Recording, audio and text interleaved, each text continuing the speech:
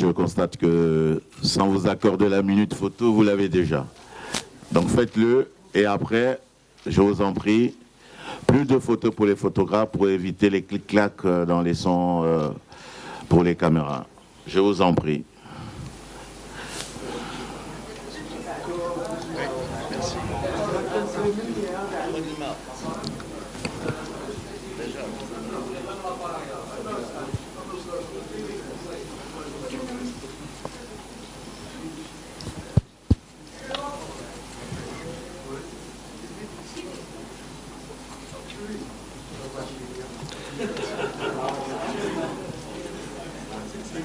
Ok.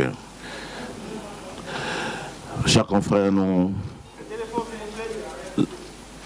allons commencer dans quelques instants cette conférence de presse, la première de la journée. Elle concerne le match 44 qui opposera le Maroc à la République sud-africaine. Et pour cette conférence, je souhaiterais que vous posiez directement vos questions, évitez moins de commentaires, c'est mon souhait, pour que la conférence, qu'il y ait le maximum de personnes qui posent des questions, parce que si vous prenez déjà 2 minutes pour commenter avant de poser votre question, et que vous attendiez également une réponse précise du coach, ça fait que souvent il y a quelques personnes qui sortent d'ici un peu insatisfaites pour n'avoir pas posé de questions. Posez directement votre question, ça nous aidera à avoir plus d'éclaircissements sur les questions que vous aurez posées. Messieurs les photographes, votre temps est épuisé.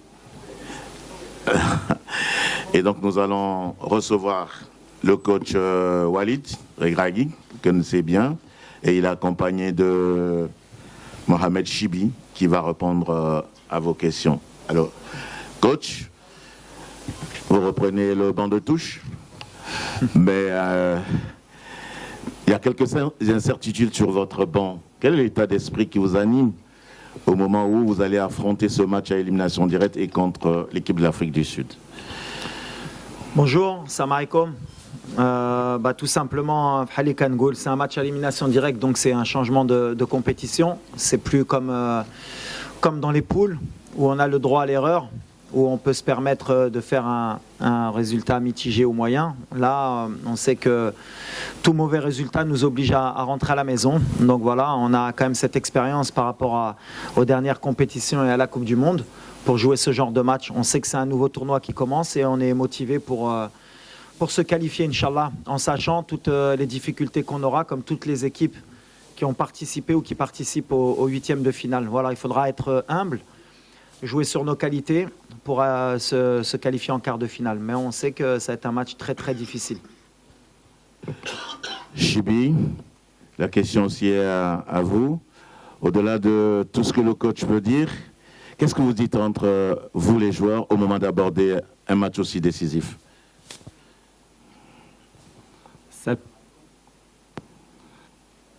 نشوفوا حنا دابا فتنا دور المجموعات. الان التركيز كله على المقابله اللي جايه ديال غدا ان شاء الله. الدراري حنا واعيين بالمسؤوليه اللي علينا، كنتمناو ان شاء الله نكونوا عند حسن ظن الجمهور المغربي ونحققوا التاهل ان شاء الله مجموعين. Merci, je souhaiterais quand même hommage qu'il pose la première question de cette conférence. Satish Shaker, Empowers Magazine. What I'd like to ask you is, it was 1976 with an odd format that Morocco last won the Africa Cup of Nations. So how important is it to you personally that not just the World Cup run, but that you put the history of Moroccan and African football right by winning the Africa Cup of Nations?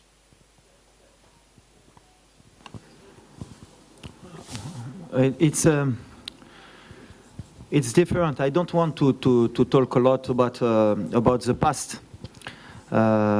Everybody knows the story of Morocco in Africa Cup. Every Africa Cup is difficult for us. We try every Africa Cup to come to win this trophy, and it's a dream for the country. But past is the past. You have a new team, new spirit. We adapt good for me in this tournament. We passed the first in the group stage. And now we have a good team, very good team. It's not easy to pass in the quarter-final, but it's his road. And we try to do your best for, inshallah, we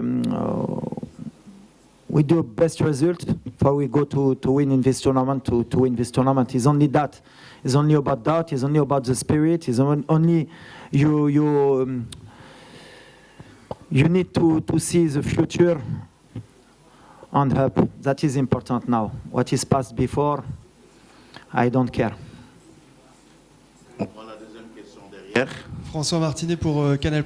Coach, comment on aborde un huitième de finale aussi favorable, on va dire entre guillemets, quand on est demi-finaliste du dernier mondial face à une équipe absente de la dernière CAN, mais qui paradoxalement est la dernière équipe qui vous a battu? Et personnellement, qu'est-ce que ça vous fait de revenir sur le banc? Est-ce que vous avez encore plus faim?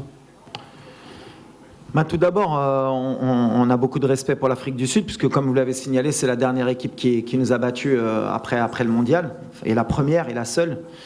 Maintenant, voilà, on ne se dit pas qu'on est dans une position favorable, au contraire. On a vu les matchs précédents, il y a des surprises, il y a des équipes qui confirment, d'autres qui ne confirment pas. Nous, on est dans l'humilité, comme je l'ai dit depuis un an. On vient avec cette compétition avec beaucoup d'humilité, on respecte toutes les équipes, notamment l'Afrique du Sud. On sait que c'est une équipe qui va nous poser des problèmes, mais en même temps, on vient aussi avec notre confiance, comme vous l'avez dit. On est demi-finaliste de la Coupe du Monde. On a fini premier de notre groupe, on a fait 2 victoires, 1 nul. Il y a beaucoup de gens qui, après le match du Congo, ont douté de nous, ont sont posé des questions, mais heureusement, le football est bien fait. Le Congo a montré que c'était une équipe qui, elle aussi, envisageait de gagner la CAN, et qu'en fait, ce résultat nous mettait plus en valeur qu'autre chose. Et peut-être que ça va faire relativiser un peu les commentaires d'avant-match. Mais la réalité, c'est le terrain. Tout ce qui est passé maintenant est passé. C'est des matchs à élimination directe. Bien sûr qu'on a perdu contre l'Afrique du Sud, c'est bien, comme ça nous fait une piqûre de rappel. Même si c'était un autre contexte, une autre équipe, ça n'avait rien à voir avec aujourd'hui. On jouait pratiquement un match amical au mois de juin. Il n'y avait pas tout notre milieu de terrain, on a essayé Ziyech au milieu, il n'y avait pas notre gardien de but, on avait des ailiers qui ne sont pas là aujourd'hui. Autre contexte, autre match. Ça ne veut pas dire que ce match, ils ne l'ont pas gagné, mais ça veut dire quand même qu'ils vont avoir affaire à une autre équipe aussi, demain, qui n'est pas celle qu'ils ont battue. On prend une question devant. Oui.